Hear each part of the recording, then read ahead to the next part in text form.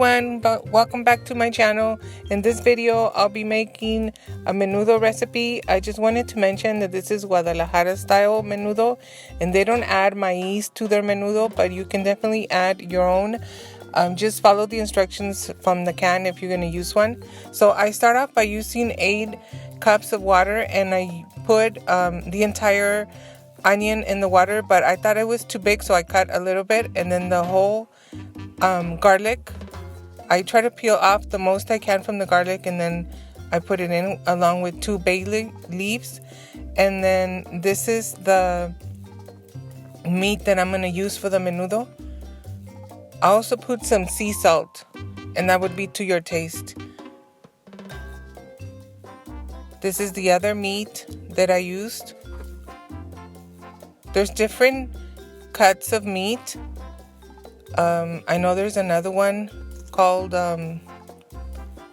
palito, I think, librillo, but I don't use that one because it's not that meaty. Okay, so these are the patas that go in. I thought the pot was too small, so I transferred it to a bigger one.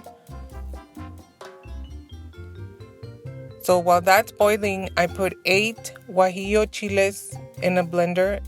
They have been previously boiled. I took out the seeds. I put some water in the blender, almost to cover. Well, it doesn't really matter how much water you put, because it's gonna go in the pot. I put 4 tablespoons of the chicken powder.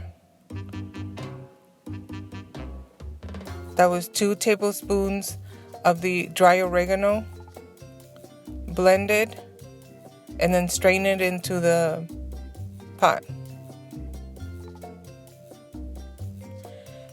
Let it boil for a good 3.5 to 4 hours, and then taste it and make sure it's to your own liking, as far as salty, or if you need to add more chicken powder or beef powder, which one you're using.